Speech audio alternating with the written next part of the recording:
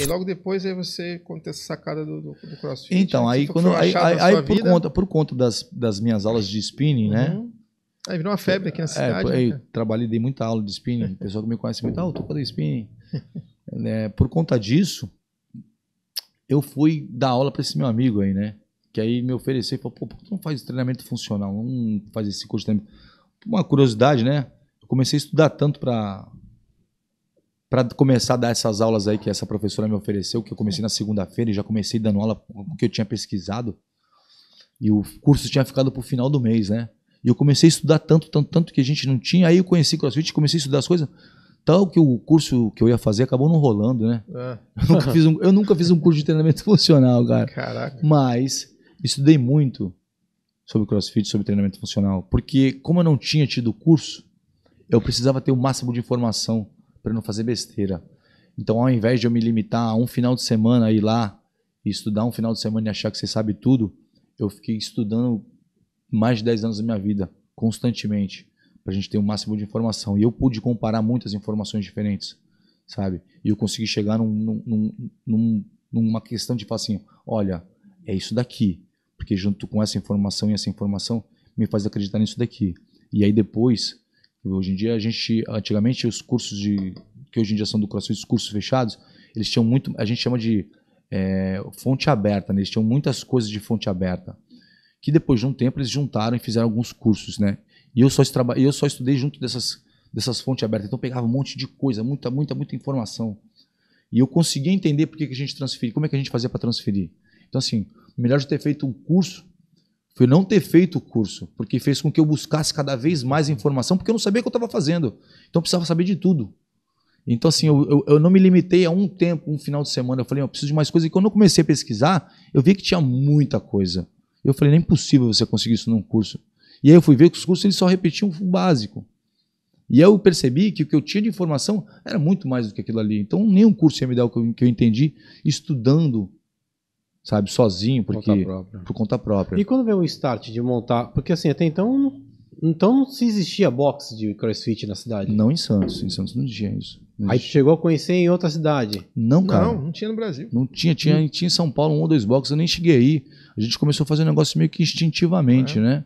Precursor. Começamos a... Porque você dava aula na academia, Renato. Aí você teve o start quando de montar o seu próprio? Então, o lance do CrossFit foi o seguinte, eu comecei a... Numas dessas aí que eu comecei a dar aula, né? Para trabalhar com funcional, lá na Renata Azevedo, um dos meus alunos ali, ele participava do clube da corrida Jovem Pan. Tinha um clube de corrida Jovem Pan. E nisso ele falou, poxa, a menina da clube de corrida, ela quer contratar alguém para colocar junto do clube de corrida, alguém que dê treinamento funcional. Eu falei, pô, ela quer falar contigo. Karina Fangiani, lá da Praia Grande. Ela virou pra mim e falou assim... Aí esse cara me levou pra ela.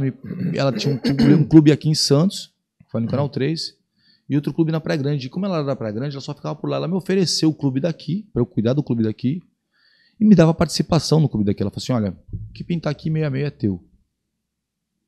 Tá? A gente faz 6/6, metade é minha, metade é teu. Eu falei, poxa... na praia? Começou... Ela tinha uma assessoria mas aqui já tinha muito nessa época? Tinha bastante, foi nessa época. Ela tinha assessoria de corrida, né?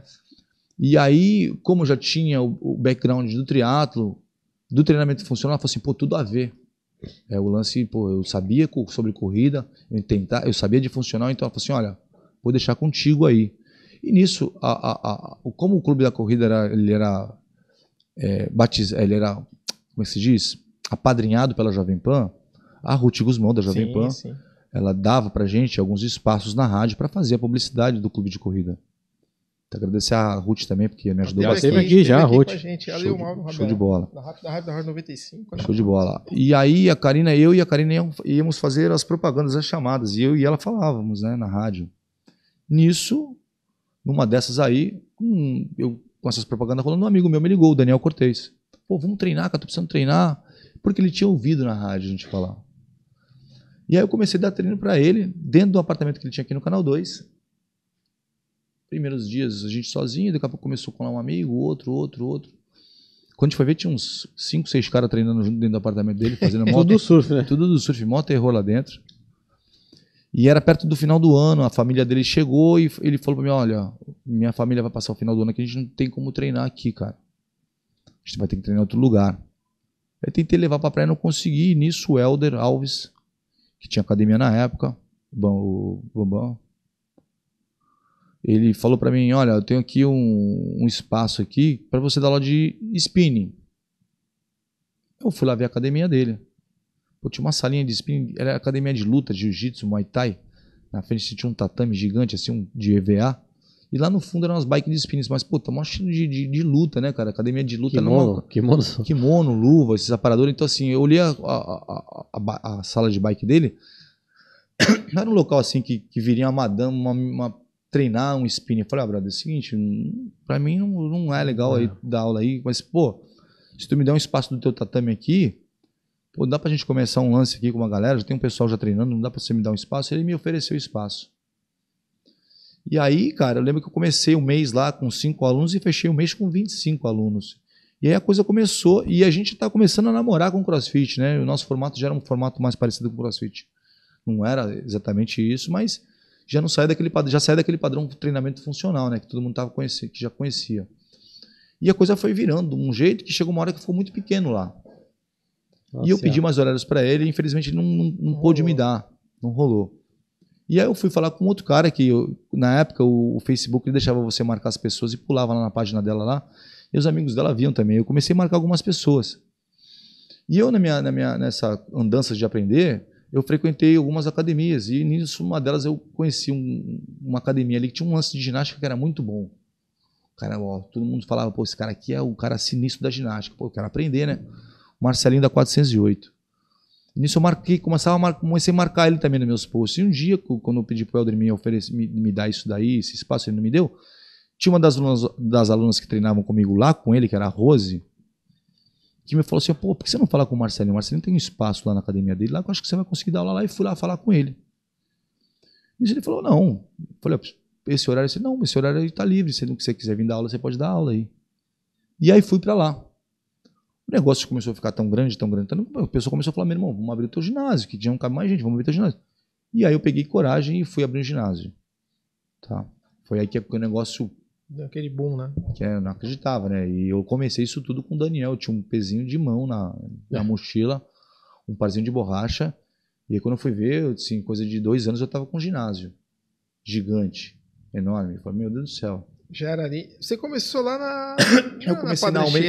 Eu comecei na Almeida de Moraes. Isso. Que foi na academia do Helder. Uhum. Depois a gente foi lá pro Marcelinho, que ficava na Glicéria, em frente ali onde que era o.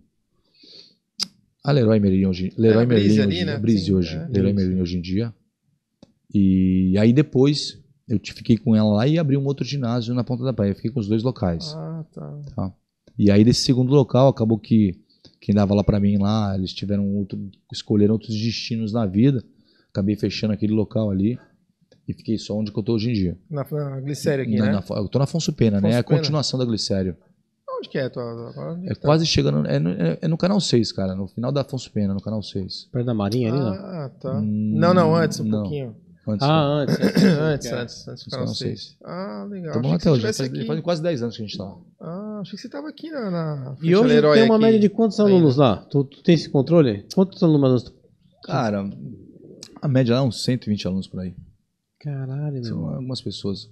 Tô de 5, de 1 na teve muita gente que passou pela minha academia, né? Hoje em dia, eu até brinco, né, que os meus concorrentes foram os meus alunos, né? Meus alunos, meus professores. Então, assim, o maioria do pessoal que trabalhou comigo hoje em dia tem boxe. Você inspirou os caras a abrirem. Os caras estavam ali, então assim, uma das coisas que hoje em dia eu tenho muita concorrência hoje em dia. E essa concorrência aprendeu comigo. É muito caro pro cara que quer montar uma parada dessa, você precisa ter o espaço. Mas tu quer montar um bagulho desse? Nem foi teu aluno, nem foi teu aluno, mano. Cara, nem foi teu aluno que quer montar, velho. O cara já quer fazer alguma coisa. Pequenas empresas nesse negócio. Imagina, a gente não, imagina. Quer investidor lá, a gente dá uma conversada. Quer comprar o meu, Fala? Quero viver no Havaí, viajando. É que a gente faz, que às vezes o cara tem vontade de fazer isso. Não, cara, vai depender de para quantas pessoas, o tamanho que você vai ter. Então, assim, depende de muita coisa, né? Qual que é o espaço físico que você tem? Você vai atender quantas pessoas? É que você vê cada lugar que você vê um espacinho, o cara pega, mete lá. Olha, E mescla o com treino na rua. investimento em material, ele é pequeno perto do conhecimento, né? Sim, Eu acho que sim. o que mais, Isso é que mais fundamental. conta aí de investimento, porque grana é uma coisa. Agora, você ter um equipamento, tudo legal, bonitinho, ok, mas não vai te garantir nada, porque quem está dirigindo o carro ali que vai fazer as coisas E acontecerem. aí, justamente a pergunta, eu te perguntei justamente por querer saber isso, porque muitas vezes a pessoa às vezes vai procurar um profissional sem querer, não sabe o histórico, né, de quem tá lá comandando. Teve muita gente que nasceu no CrossFit, né? Hoje em dia é muito professor aí que não tem tipo um background, né? Não tem uma história, um histórico de atleta, né? Sim. Tem ali, o cara aprendeu, conheceu aquilo ali, foi fazer CrossFit e Multiplica aquilo que ele e aprendeu. ele replica só o que ele tava ali, isso que ele ouviu falar, e às vezes a pessoa se engana um pouco. Cai naquela coisa lá que você Você perguntou. falou exatamente. que o Sapo Mas não é falou, né? lesivo? Vai lesivo se você não souber escolher, se a pessoa que estiver conduzindo você não tiver muito conhecimento. Aí sim vai ser uma coisa mais complicada. Perigosa, né? Então, até o próprio surf mesmo. Você vai pegar uma pessoa para dar aula de surf para você. Tudo bem, você vai ensinar a pegar onda, ok, mas e o antes, né? O preparatório, né? Uhum. Aquecimento. Tem que saber, né? Tudo direitinho. Se a pessoa não você não vai mandar um cirurgião, vai operar com um cara que não é formado em medicina, né? Pode Dar um bisturi na mão de um cara para te cortar. Ô, Tuca,